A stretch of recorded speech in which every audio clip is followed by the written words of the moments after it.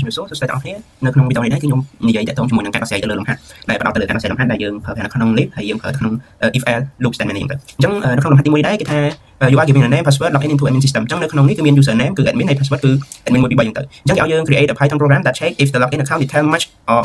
predefined user and password អញ្ចឹងទៅលើការកសិលំហាត់នេះអញ្ចឹងដំបូងគឺយើងគួរតែសរសេរតាក់ទងនឹង username ឈ្មោះអីហើយ password ឈ្មោះអីអញ្ចឹងទៅអញ្ចឹងថាបើសិនជាខ្ញុំសរសេរដាក់ថា username ស្មើអញ្ចឹង username ខ្ញុំដាក់ឈ្មោះថា admin ចុះអូខេ admin បាទអញ្ចឹង username ដាក់ឈ្មោះថា admin ហើយ password ខ្ញុំដាក់ថា admin 1 2 3អញ្ចឹងទៅអូខេខ្ញុំ follow តាមនេះណាឲ្យដូចគ្នាអញ្ចឹងថាតើពេលខ្ញុំដាក់ username ហ្នឹងហើយ password ហ្នឹងនៅពេលខ្ញុំ login ទៅបែបណាឥឡូវខ្ញុំដាក់ថានៅពេលខ្ញុំ login username អូខេស្មើពេល login username ខ្ញុំដាក់ថា admin ហើយពេល login password ខ្ញុំដាក់ថា admin 1 2 3ដែរអូខេបាទឥឡូវយើងចូលទៅដល់ការដាក់លក្ខខណ្ឌ if else របស់យើង if បើសិនជាខ្ញុំដាក់ថា username បាទ if username មកជាមួយនឹង login username អញ្ចឹងដាក់នៅពេល username ស្មើជាមួយ login ខ្ញុំបាយពី admin ហ្នឹងគឺហើយខ្ញុំប្រើមួយទៀតខ្ញុំប្រើ n ប្រើឆ្នោត n ទៅ password អូខេស្មើជាមួយ login password អូខេអញ្ចឹងខ្ញុំដាក់ថាបើសិនជា username ក៏ស្មើជាមួយនឹង login username ហើយ password ក៏ស្មើជាមួយនឹង login password ខ្ញុំឲ្យ print អូខេ print ថា login successful អូខេតែបើសិនជាអត់ទេខ្ញុំឲ្យ print incorrect អូខេ incorrect login information អូខេplease try again ហ្នឹងអូខេតោះអញ្ចឹងជំរឿតែនៅពេលដែលខ្ញុំឲ្យនៅក្នុង terminal តាមមាននិយាយឡើងប្រកាសណាគឺចូលក្នុង system បានហើយដោយសារ login username ខ្ញុំក៏ស្មើជាមួយនឹង username ហើយ login password ខ្ញុំក៏ស្មើជាមួយនឹង password ដែរអញ្ចឹងប្រកាសជាចូលដែរអញ្ចឹងឥឡូវយើងសង្កេតមើលថាចូលមួយណាប្រកាសណាគឺចូលពីថា login successful អូខេអញ្ចឹងយើង run អូខេអញ្ចឹងខ្ញុំសូម clear ឡើងម្ដងទៀតអូខេតោះអញ្ចឹងយើង run អូខេចេញថា login successful អូខេអញ្ចឹងយើងឃើញបែបហ្នឹងនៅពេលយើងដាក់ចូលដូចចុះបើសិនជាកន្លែង login កន្លែង username ទៅដល់ username ដាក់ time e មួយទៀតចុះបាទអូខេអញ្ចឹងពេលខ្ញុំបាយនៅក្នុង login username ខ្ញុំបាយតែ admin ទេខ្ញុំដាក់ admin ទេតើចេញគេអញ្ចឹងប្រកាសណាគឺចូលទៅកាន់កន្លែង incorrect login information please try again អូខេអញ្ចឹងចូលទៅកន្លែងនេះបានណាអូខេអញ្ចឹងនេះខោយើងផ្លាស់ប្ដូរបន្តិចទៀតណាអូខេតោះអញ្ចឹងនេះជាលំហាត់ទី1មានប៉ុណ្ណឹងដែរតែទៅជាមួយ if else អូខេអញ្ចឹងចូលដល់ប្រភេទលំហាត់លេខ2ពេលលំហាត់លេខ2លំហាត់លេខ2គឺយើងមាន list of the color មួយអញ្ចឹងថាបើសិនខ្ញុំមាន list color មួយខ្ញុំដាក់ថា color អូខេ color ស្មើខ្ញុំមាន list color មួយមានដូចជា red អូខេ red មានដូចជា blue មានដូចជា green មានដូចជា yellow អូខេមានដូចជា orange អូខេមាន list របស់ខ្ញុំប៉ុណ្ណឹងបាទបន្តមកទៀតបើសិនជាខ្ញុំចង់ដាក់ថា color to search for អញ្ចឹងថាបើខ្ញុំចង់ search color តាមនេះមកបើសិនខ្ញុំ search color green ខ្ញុំចង់ search color green ថាចង់ដឹងថា green មាននៅក្នុង list ហ្នឹងអត់អូខេអញ្ចឹងខ្ញុំដាក់ test មួយដាក់ថា if search color dot lower អូខេចង់ឲ្យវាចេញសោះទូចin color អញ្ចឹងឲ្យ print នេះគេ print color search បាទ search color អូយើងដាក់ឲ្យវាចេញចេញ dot lower ផងអូខេ dot lower បាទ dot lower ហើយគេទៀត is available អូខេ available in the list អូខេ in the list អូខេប៉ុន្តែបើសិនជាអត់ចេញទេl print បើអត់មាន color ហ្នឹងគឺខ្ញុំឲ្យចេញcolor search color dot lower នេះទៅឲ្យចេញអក្សរទូចដែរអូខេ is not available បាទ in the list អូខេអញ្ចឹងបើមានឲ្យចេញ available in the list បើអត់ទេគឺអត់ឲ្យមាន available not available in the list អូខេអញ្ចឹងយើងសង្កេតមើលថាតើ reason ចេញអីគេអូខេអញ្ចឹងខ្ញុំសូម clear តែខ្ញុំមកពី green មានក្នុងនេះអត់មានក្នុង list យើងបើគាត់ណាគឺចេញ available in the list អូខេអញ្ចឹងយើង run អូខេអញ្ចឹងខ្ញុំ clear នេះបន្តិច then យើង run អូខេthen យើង run បាទអញ្ចឹងពេលយើង run ទៅយើងឃើញថាអីគេ color green is available in the list អូខេអញ្ចឹងចំពោះការ testing មួយរបស់យើងគឺបានចូលចិត្តចុះបើសិនជាខ្ញុំចង់ test ប្រភេទទៀតសូម copy នេះមកដដែលបាទ copy មកដដែលកន្លែងនេះខ្ញុំសូម copy មកដែរអូខេcopy នេះមកand then ខ្ញុំប្រើនេះដដែលអូខេប៉ុន្តែនៅក្នុងនេះគឺខ្ញុំដាក់ green នេះឥឡូវខ្ញុំ search ខ្ញុំចង់ search purple អូខេអញ្ចឹងតើចេញមួយណាចេញ available in the list ឬក៏ចេញ not available in the list បើយើងមើលចេះស្អីអត់មាន purple នៅក្នុងនោះទេខ្ញុំប្រកាសចេញ not available in the list អូខេអញ្ចឹងយើងសាក run អូខេបាទអញ្ចឹង color purple is not available in the list អូខេអញ្ចឹងតែបើ if else ប៉ុណ្ណឹងងាយស្រួលយល់ទេអូខេតោះអញ្ចឹងយើងចូលដល់ប្រភេទមួយទៀតគឺ checking for special item អញ្ចឹងបើ checking for special item មួយថាបើសិនជាខ្ញុំមាន list របស់ខ្ញុំមួយមាន list request អូខេ requested topping អូខេ requested topping អូខេ requested topping របស់ខ្ញុំមាន mushroom មាន green pepper អូខេមាន extra cheese ហ្នឹងទៅអូខេតែវាមានប៉ុណ្្នឹងហើយខ្ញុំចង់ check ខ្ញុំប្រើ for request topping for request topping អូខេfor request topping for requested topping topping អត់មានអីទេ in requested topping នេះមាន s អូខេខ្ញុំចង់ប្រើ for loop អូខេអញ្ចឹងបើសិនជាមានខ្ញុំឲ្យ print adding អូខេ adding requested បាទ topping អូខេបន្តមកទៀតខ្ញុំឲ្យ print /n finish making your pizza អូខេបាទបន្ទាប់ពីបានប៉ុណ្ណឹងហើយយើងនឹង check មើលតើមានដែរអត់អូខេអញ្ចឹងយើងចាប់ផ្ដើម run and then clear នេះមួយសិនអូខេ run អូខេអញ្ចឹងយើងនឹងឃើញតាក់ទងជាមួយនឹង for loop គឺដាក់ថាadding mushroom អូខេបន្តមកទៀត finish making your pizza adding green pepper បន្តមកទៀត finish your pizza បាទវាចុះបន្តគ្នារហូតណានេះអូខេ adding mushroom finish your pizza បន្តមកទៀត adding pepper finish your pizza បន្តមកទៀត adding extra cheese finish your pizza អូខេអញ្ចឹងយើងសង្កេតឃើញថាឲ្យតែមាននៅក្នុងហ្នឹងឲ្យវា load ឲ្យយើងបានយើងប្រកែកតាក់ទងជាមួយនឹង for loop អូខេបាទអញ្ចឹងបន្តមកទៀតគឺទៅដល់ការ checking the special item ដដែលបើសិនជាខ្ញុំមាន list នឹងដដែលអូខេខ្ញុំមាន list នឹងដដែលខ្ញុំមាន list នេះដដែលបាទ list របស់ខ្ញុំមានប៉ុណ្ណឹងដដែលបន្តមកទៀតខ្ញុំប្រើ for requested topping in requested topping អូខេបន្តមកទៀតខ្ញុំប្រើ if statement if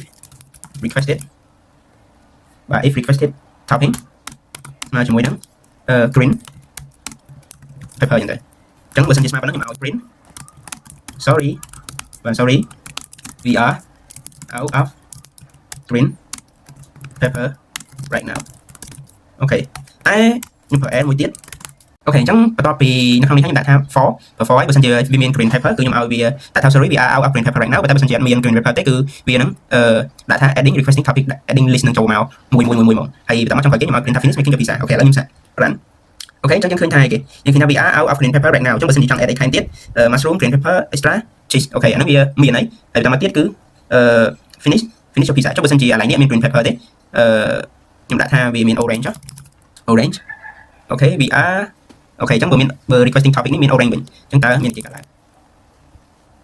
អូខេអញ្ចឹងបើសិនជាមាន orange វិញវានឹងចេញថា finish making your pizza ហើយ print តាក់ទងជាមួយនឹង requested topping នេះ list នេះ adding អានេះចូលបន្ថែមមកអូខេអញ្ចឹងនៅកន្លែងនេះបាទអូខេអញ្ចឹងបើសិនជាយើងដាក់អូខេជាមួយនឹងនេះយើងដាក់ green pepper វិញ clear and then យើង run អូខេអញ្ចឹងឃើញថានៅកន្លែងនេះវានឹងចេញពាក្យថា sorry we are out of green pepper right now អញ្ចឹងយើងមានតែចង់ add mushroom green នេះចង់ថែមមកអញ្ចឹងហើយ finish your pizza អូខេអញ្ចឹងតាក់ទងជាមួយនឹង if else មានទៅលើប៉ុណ្ណឹងបន្តមកទៀតយើងចូលដល់ checking that list is not empty អូខេអញ្ចឹងបើសិនជាមាន empty list មួយឧទាហរណ៍បើសិនជាខ្ញុំមាន list requested topping មួយហើយ list របស់ខ្ញុំគឺ empty អត់មានទេទាំងអស់អញ្ចឹងខ្ញុំដាក់ថា if requested topping ហើយខ្ញុំប្រើ for requested topping in requested topping អូខេអញ្ចឹងបើសិនជាហើយខ្ញុំឲ្យវា print adding requested topping ខ្ញុំបានតាំងនេះអូខេតាមមកទៀតខ្ញុំ print អូខេ /n finish making your pizza អូខេបាទចុះបើសិនជា l អូខេចុះបើសិនជាកន្លែងនេះវិញខ្ញុំដាក់ថា print are you sure you want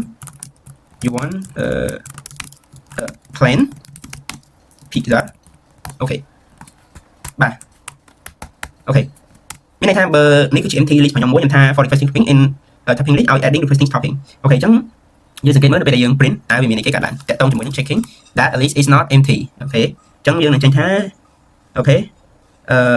កន្លែងណានេះជប់វាមានច្រើននៅខាងលើនេះដែរអូខេ finish making your pizza adding អូខេនៅកន្លែងនេះអូខេ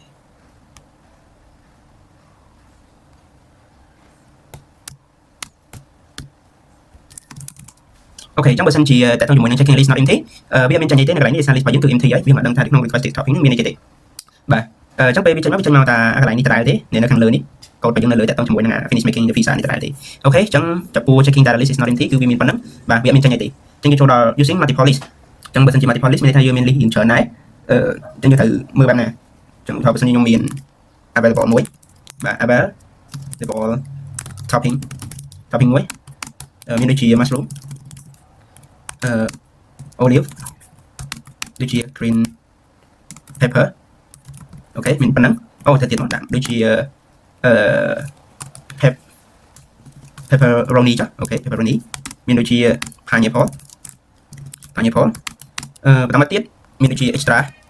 cheese អូខេចឹងក្នុង list របស់ខ្ញុំមានប៉ុណ្ណឹងចាហើយខ្ញុំដាក់ថា requested topping បាទ requested topping របស់ខ្ញុំស្មើមួយទៀតមានដូចជា mushroom មានដូចជា French fries មានដូចជា extra cheese ចឹងទៅអូខេអញ្ចឹងខ្ញុំមានន័យថាខ្ញុំមាន list ដល់ទៅ2អូខេអញ្ចឹងខ្ញុំដាក់ថា for requested topping for requested topping in available topping អូខេអញ្ចឹងបើសិនជាមានខ្ញុំឲ្យវា if requested topping in available topping នេះអូខេអញ្ចឹងខ្ញុំឲ្យវា print នេះគេ adding requested topping អូ click add string បាទ adding requested topping បាទបន្តមកទៀតខ្ញុំប្រើជាមួយនឹង else ហើយ print បើសិនជាអត់ទេខ្ញុំឲ្យវាចេញថា sorry we don't have មាននៅក្នុង requested topping របស់យើងអូខេអញ្ចឹងខ្ញុំ clear and then run អូខេខ្ញុំ print ចុះក្រោយទៀតមួយទៀតចុះ print ចុងក្រោយទៀតខ្ញុំដាក់ថា /n finish making your pizza អូខេតោះអញ្ចឹងយើង run អូខេយើងឃើញនៅកន្លែងនេះហើយអញ្ចឹងបើសិនជា requested topping នេះវាមាននៅក្នុង available list អូខេអញ្ចឹង requested topping វាមានគេខ្លះវាមាន mushroom វាមាន french fry វាមាន extra cheese ទៅហើយពេល available topping វាមានគេខ្លះវាមាន mushroom overload green pepper pepperoni pineapple extra cheese ទៅអញ្ចឹងបើសិនជា leave for requesting topping វាមាននៅក្នុង available topping សម្រាប់ហ្នឹងណាអញ្ចឹងបើវាមានគឺយើងឲ្យថា adding requesting topping គឺ adding requesting topping នេះចេញមកអ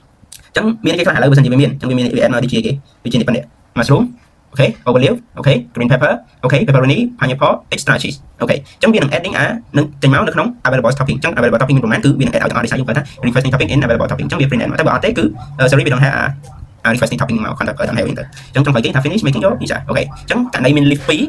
គឺយើងប្រើប្រាស់តាមទម្រង់បែបហ្នឹងបាទគឺយើងប្រើ follow ទៅដែរយើងបញ្ចូល eval ចូលអូខេបាទអញ្ចឹងចំពោះការឧទាហរណ៍របស់ខ្ញុំមានប៉ុណ្ណឹងឧទាហរណ៍បើសិនជាចូលដល់លំហាត់ទី3អញ្ចឹងបើសិនជានៅក្នុងលំហាត់ទី3តើតើជាមួយនឹងកន្លែងនេះអូខេអត់មានប្រធានចឹងខ្ញុំសរសេរប្រធានឲ្យគេឲ្យយើង write python program that determine whether okay number is either positive okay តាមទៀត negative or zero អូខេចឹងតែនឹងថាវា positive ឬក៏ negative ថាបើសិនជាខ្ញុំមានណាមួយចុះណាហ្នឹងគឺស្មើ10យើងថា if num ធំជាង0ចឹងបើសិនជាលេខនឹងធំជាង0គឺខ្ញុំឲ្យ print string the numberនេះ num okay is positive អូខេតែបើសិនជាអត់ទេខ្ញុំប្រើ l ដែរតែលើនេះខ្ញុំប្រើ l if ទៀតអូខេប្រើ l if num យើងដាក់ time condition ទៀតមកបន្ទូជាង0យើងឲ្យ print the number អានេះយើងឈ្មោះនេះ num is បន្ទូជាង0ឲ្យ print negative អូខេបាទតែខ្ញុំប្រើ l if មួយទៀតអូខេបើសិនជា num ហ្នឹង l if យើងបានដាក់លក្ខខណ្ឌច្រើនយើងសេនៅក្នុងនោះដាក់លក្ខខណ្ឌនោះបើសិនជាស្មើ0ឲ្យ print the number okay នេះ num is 0 អូខេបាទតោះអញ្ចឹងយើងសង្កេតមើលនៅកន្លែងយើង clear តាមមានគេកាត់ឡើងមួយលេខយើងលេខ10ចុះមួយលេខ10វាវិជ្ជមានឯងត្រូវអត់អញ្ចឹងវិជ្ជមានវាចេញថា number ហ្នឹង is positive បាត់ទៅហើយអូខេ the number is positive អូខេបើយើងចង់ថែម l មួយទៀតបើអត់ចូលទាំងអស់ហ្នឹងគឺវាចេញឯគេវិញទៅអញ្ចឹងណាហ្នឹងហើយចង់មានន័យបែបហ្នឹងអូខេអញ្ចឹងនៅក្នុងឧទាហរណ៍ទី3មានតែប៉ុណ្្នឹងទេអូខេបន្តទៀតចូលដល់លំហាត់លេខ4លំហាត់លេខ4គឺតកតងជាមួយនឹង list មាន2ហើយអញ្ចឹងលំហាត់ទី2ទី3នេះវាដូចក្នុងវីដេអូមុនដែលតកតងជាមួយនឹង LF ឥឡូវយើងចូលនៅក្នុងវីដេអូនេះគឺវាចូលដល់ list ដែលយើងឧទាហរណ៍មាន2នៅខាងលើនេះកាលនេះមាន list 2អញ្ចឹងណាយើងត្រូវធ្វើម៉េចនៅពេលដែល print អញ្ចឹងនៅក្នុងលំហាត់ទី4នេះ instruction របស់គេគឺថា if the score is 50 above the student pass the exam if the score is below 50 student fail the exam អញ្ចឹងបើ50ឬក៏ស្មើ50ទៅជាប់បើក្រោមគឺអត់ជាប់ទេអញ្ចឹងខ្ញុំត្រូវ create list មួយនេះមានមួយ list 2បាទ student names ហើយខ្ញុំដាក់ឈ្មោះសិនឈ្មោះដូចជា David ចុះអីទៀតខ្ញុំដាក់ឈ្មោះ Tom អូខេខ្ញុំដាក់ឈ្មោះ Ben យើងច្រើនតិចទៅ list student នោះអញ្ចឹង check អីគេទៀត Lisa អូខេអញ្ចឹងខ្ញុំដាក់ឈ្មោះប៉ុណ្ណឹងហើយតាមមកទៀតខ្ញុំដាក់ថា student score មាន list student score មួយលេខគឺ45បន្ទុកនេះបន្ទុកគាត់75មួយទៀត45 85ហើយនឹង30អូខេអញ្ចឹងមានប៉ុណ្ណឹងខ្ញុំប្រើ for students in range ដូចថាយើងត្រូវការរាប់ length អូខេអញ្ចឹងនៅក្នុងលំហាត់នេះគឺយើងត្រូវប្រើ range length យើងត្រូវរាប់ចំនួនមនុស្សរបស់យើង print នេះគេអូបន្តណា print បាទតាម for ហ្នឹងមាន if ណាទាំង if សិនបាទ if student score សិន if student score បើយើងគិតបន្ទុកណាគិតបន្ទុក if student score នេះគួរណាស់បាទ if student score in បាទ if student score in អីទេយើង for ណា if student score នេះផ្ដោតទៅលើ student បាទផ្ដោតលើ student នេះខ្ញុំបានតាំង student ហើយនេះបន្ទុកគាត់ធំជាងឬស្មើ50នេះអូខេបាទយើង print ថានេះគឺ student នេះគេ student name បាទ student name យើងដាក់ student ផងយើងបានតាំងហើយ student នេះគេpass the exam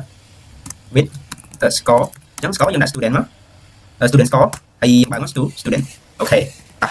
ហ្នឹងប៉ុណ្ណឹងបាទចុះបើសិនជាអត់ទេសិនជាអត់ជាប់ទេអូខេ print